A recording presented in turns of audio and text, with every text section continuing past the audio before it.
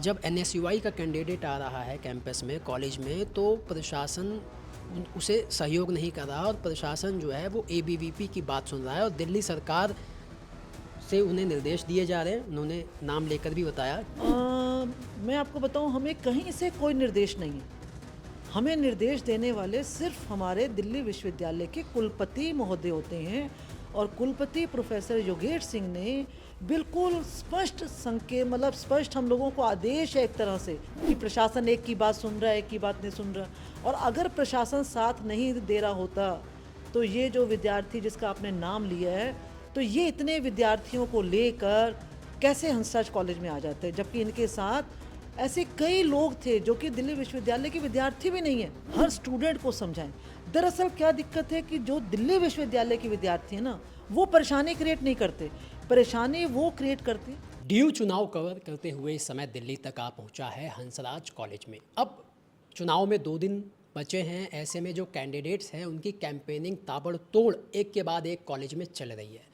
लेकिन जिन कॉलेज में कैंपेनिंग चल रही है वहाँ पर जो प्रशासन है वहाँ का, वो किस तरीके से छात्रों को मैनेज कर रहा है। जब वो क्लास में आते हैं कैंडिडेट्स कैंपेनिंग करने के लिए, तो किस तरीके से मैनेजमेंट किया जा रहा है, इसे भी जानना और समझना बहुत ज़रूरी है।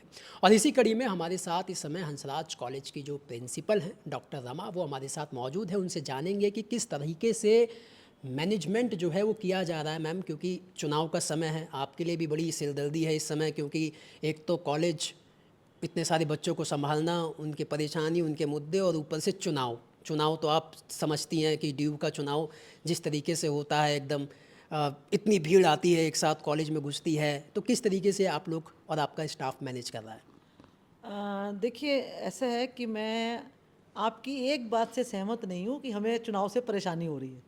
हमें चुनाव से कोई परेशानी नहीं हो रही है, क्योंकि ये छात्र संघ चुनाव हैं।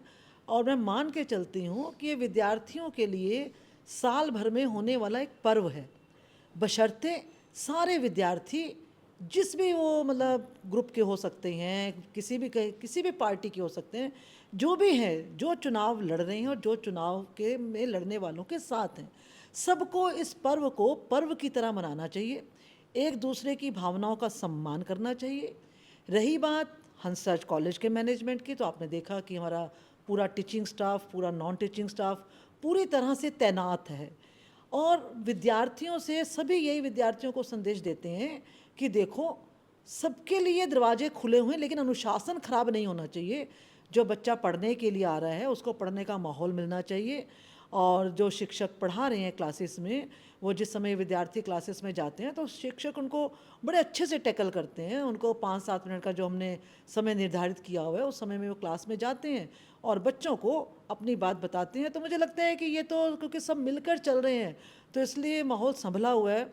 और हंसराज कॉलेज ही क्यों, मैं तो कहना चाहूँगी इस बार दिल्ली यूनिवर्सिटी का चुनाव, मतलब छात्र संघ चुनाव 2025 अपने आप में एक मिसाल बनने वाला है, क्योंकि चुनाव ग्रीन कैंपस, क्लीन कैंपस पर आधारित है। अब वो आपकी बात से मैं बिल्कुल सहमत हूँ। वो इसलिए मिसाल बनने वाला है क्योंकि 2024 के चुनाव में जो मिसाल कायम की थी इन बच्चों ने, ये जो कैंडिडेट्स हैं, हाई कोर्ट की फटकार पड़ी, का जो रिज़ल्ट हैं वो भी काफ़ी लंबे समय तक पेंडिंग हो गए थे, और इसी की वजह से इस बार का जो आप कह रही हैं 2025 का चुनाव है, बहुत शांतिपूर्वक हो रहा है। लेकिन मैम, एक सवाल ये है कि ख़ास तौर पर जो एनएसयूआई है वो अलग अलग कॉलेज को लेकर प्रशासन पर आरोप लगा रही है, और एक आरोप हंसराज कॉलेज पर भी लगाया गया। जब अभी मैं राहुल झांसला से बात कर रहा था आपसे पहले, जो यहाँ पे प्रचार करने आए थे, तो उनका कहना ये है कि जब एनएसयूआई का कैंडिडेट आ रहा है कैंपस में, कॉलेज में, तो प्रशासन उसे सहयोग नहीं कर रहा और प्रशासन जो है वो एबीवीपी की बात सुन रहा है और दिल्ली सरकार से उन्हें निर्देश दिए जा रहे हैं। उन्होंने नाम लेकर भी बताया कि दिल्ली सरकार से उन्हें निर्देश दिए जा रहे हैं, और ख़ासतौर पर हंसराज कॉलेज ही नहीं बल्कि सारे जो कॉलेज के प्रशासन हैं, उन्हें सहयोग एनएसयूआई को उनसे नहीं मिल रहा है। इस पर आपका क्या कहना है? देखिए, ऐसा है, क्योंकि मैं एक बड़ी जिम्मेदारी के पद पर हूँ। मैं आपको बताऊँ, हमें कहीं से कोई निर्देश नहीं है। हमें निर्देश देने वाले सिर्फ हमारे दिल्ली विश्वविद्यालय के कुलपति महोदय होते हैं।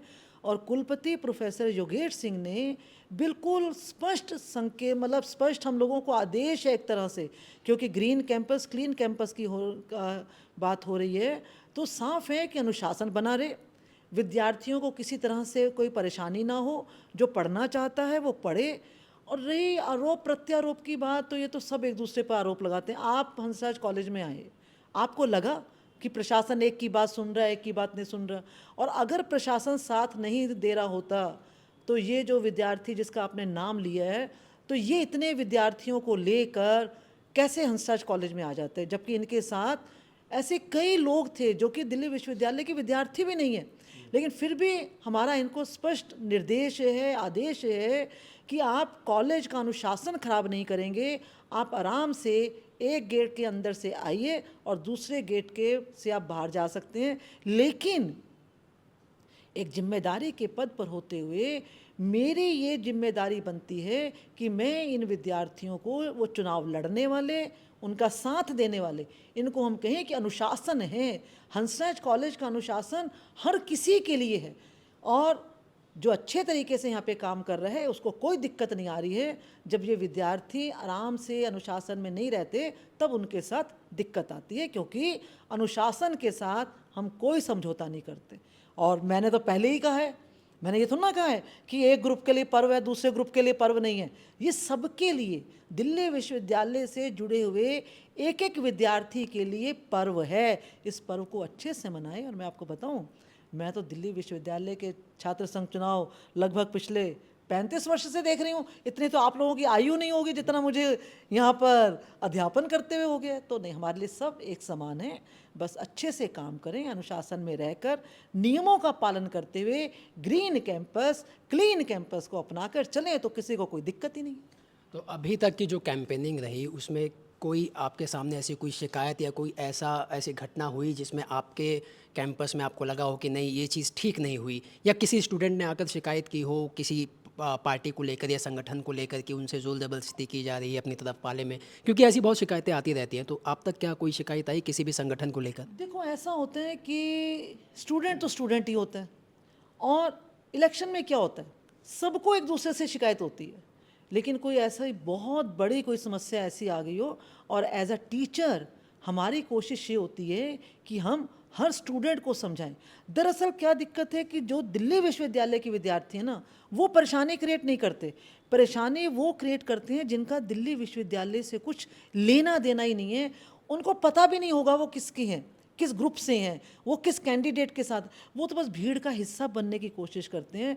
मुझे नहीं लग रहा कि हाँ कुछ ऐसा इतना बड़ा हादसा हो गया कि हाँ जी, बाकी विद्यार्थी हैं, छोटा उन लोगों में आपस में कुछ हो जाता है, जिसमें भी होते हैं हम उसको समझा देते हैं। मैंने कहा ना, हमारा एक काम, क्योंकि हम, भाई मैं प्रिंसिपल बाद में हूँ, पहले मैं एक टीचर हूँ।